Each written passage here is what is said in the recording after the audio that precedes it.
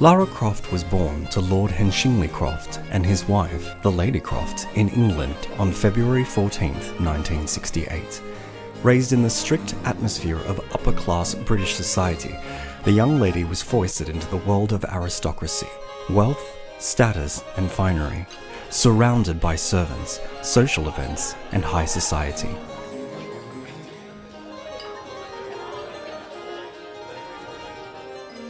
From just 3 years old, Lara was privately tutored in the family's grand English country home up until her 11th birthday in 1979, after which she attended Wimbledon High School for Girls in Surrey for 5 years. At age 16 in 1984, Lara's parents decided that she should broaden her education by studying for her A-levels at Gordonstoun in Scotland, one of the most prominent boarding schools in the country, famous for teaching 3 generations of British royal family, including Prince Charles. Lara jumped at the opportunity, excited by the prospect of leaving home and her cloistered upbringing.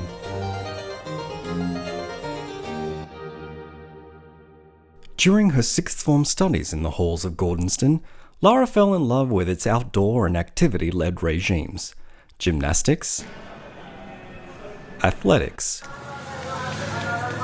rock climbing, swimming, sailing, and a particularly keen interest in clay target shooting. Nice.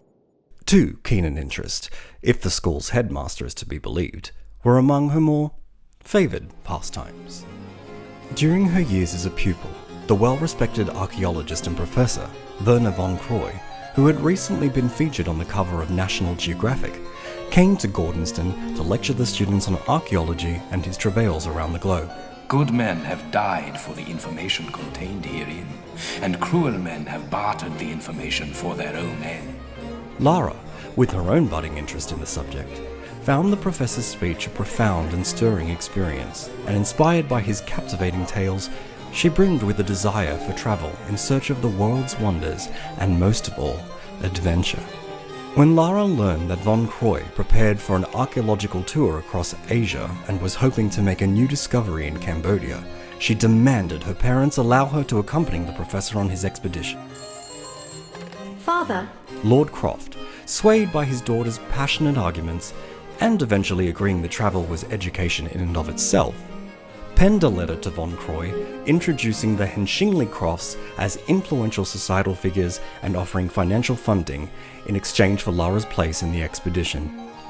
Remembering being impressed by the young Lara and her incessant yet insightful questions from his lecture, and loath to reject an offer with such a generous check, von Croy assured their daughter's safety and agreed to allow Lara to accompany him on his endeavour. Your chance to earn your keep, Fräulein.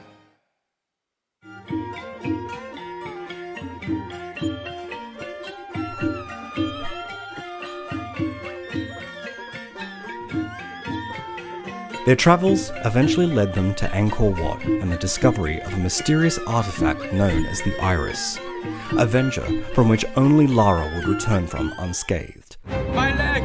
I am trapped! Help me, Lara! Help me! But more on this a little later. Following the perilous expedition, Lara returned to Scotland to resume her studies in Gordonstoun, further developing and cultivating her interest, and eventually graduated in 1986 at age 18. Lara? In a bid to quell Lara's rising passion for adventure and the wild streak developing therein, which her parents deemed decidedly unbecoming of a lady of refinement, Lara's parents sent her off to a prestigious finishing school in Switzerland in 1986. A time-honoured tradition amongst British aristocracy, finishing schools such as these traditionally served young women from wealthy European families, providing them with teachings on social graces, upper-class cultural rites, and home management. In essence, reining in and tempering unruly daughters and preparing them to become dutiful wives, with a curriculum primarily focused on etiquette and academic subjects second. Vicky Arnold, the writer of Lara's original backstory, imagines that Lara's finishing school was bereft of any actual intellectual learning, with the books on campus more likely used to balance on one's head than eliciting any knowledge from between their pages. Rebuking the institution and its archaic purpose, Lara clung to her sanity by taking to extreme skiing across the Swiss Alps, satiating her love of the outdoors and physical activity by frequenting the resorts renowned across Europe as some of the finest skiing experiences the world over.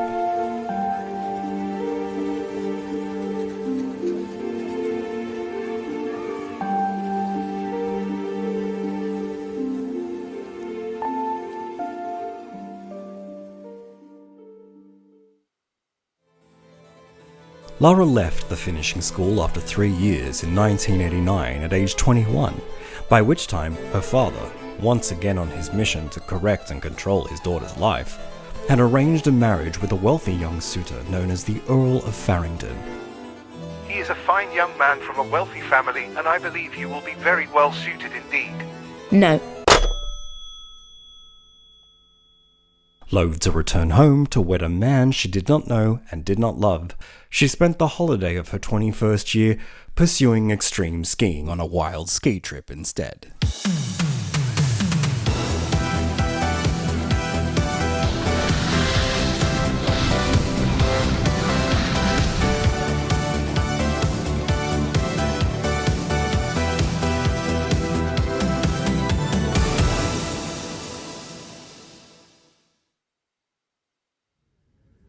First aid kit located behind the co-pilot seat.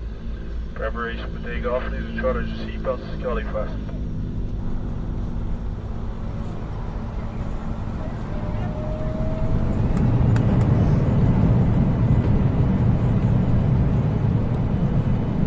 On the return flight to England, a short while after, however, a catastrophic event would change her life forever.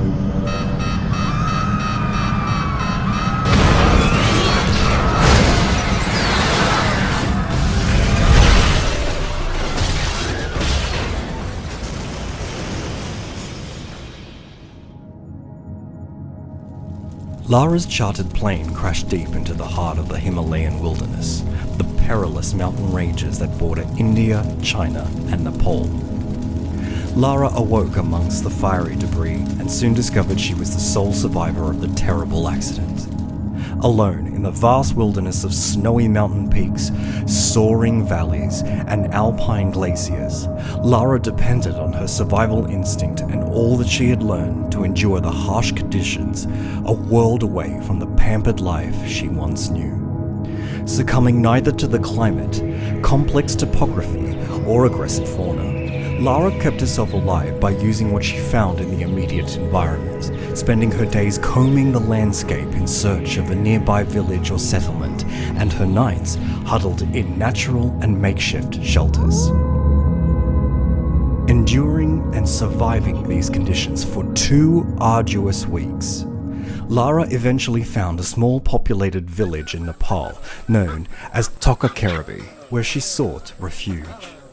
Exhausted and undernourished, she was taken in by the kindly villagers and nursed back to health over several days.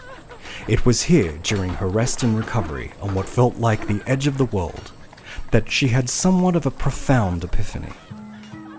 In all the years of the claustrophobic, suffocating atmosphere of stuffy, upper-class British society, it was only after surmounting this terrifying ordeal, braving the Himalayan wilderness on her own, that she felt, for the first time, that she was truly alive.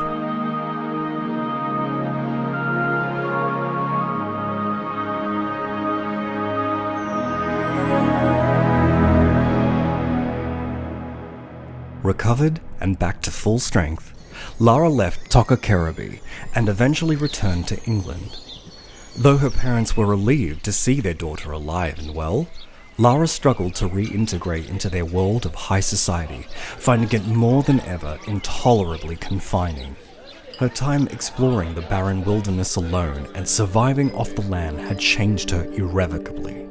She could no longer ignore the call of the thrill of adventure, of undiscovered locations, of ancient secrets buried deep in the earth, and she knew nothing would ever be as it was. The sheltered, cloistered girl perished in the plane crash, she realized. And a woman, an adventurer, a tomb raider, rose from the ashes.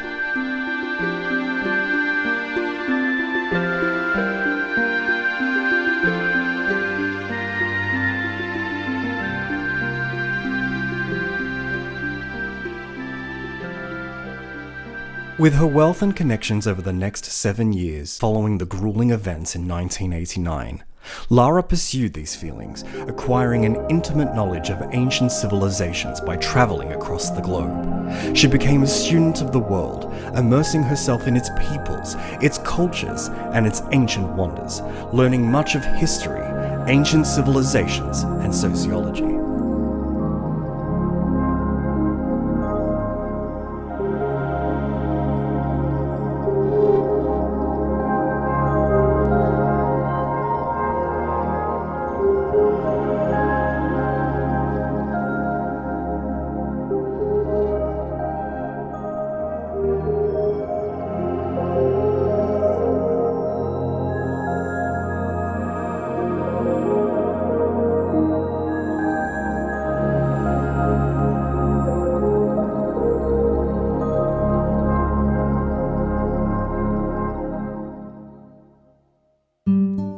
Vicky Arnold, who conceived Lara's original backstory, supposes that during this time, in rebelling against her parents and rejecting their world, Lara would have certainly refused full-time university, opting instead for something like an open course at either Oxford or Cambridge in the field of anthropology.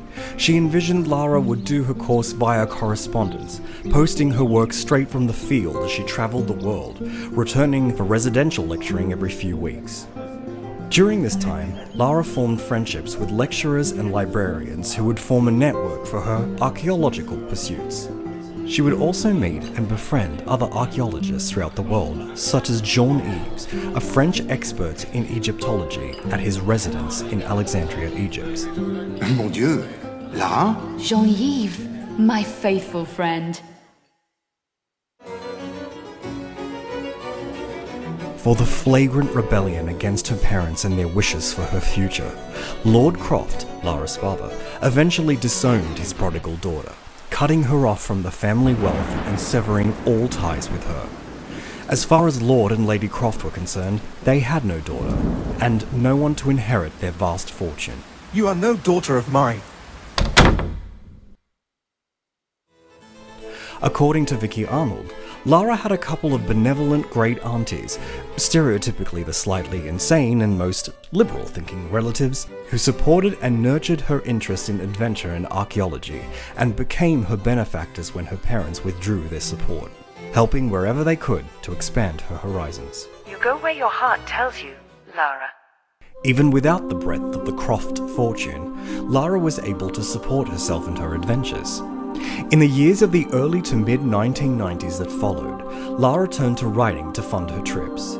She soon began to make a name for herself by discovering several ancient sites of profound archaeological interest and publishing travel books and detailed journals of her findings and exploits.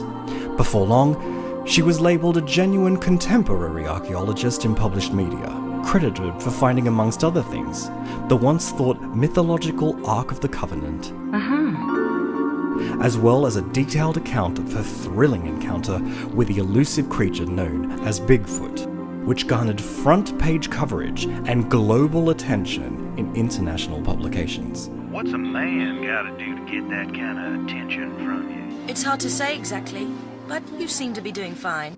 At some point around the mid-1990s, during the time when Lara Croft was quickly becoming an international phenomenon, Lara finds herself the unexpected heiress of a grand English country mansion passed down from her great aunt, the same who had become her benefactor and supported her through the years of her ostracization.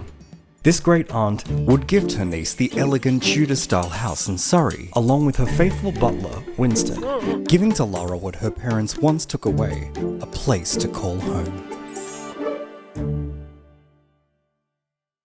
Soon after inheriting the elegant mansion from her aunt in early 1996, Lara returned to England.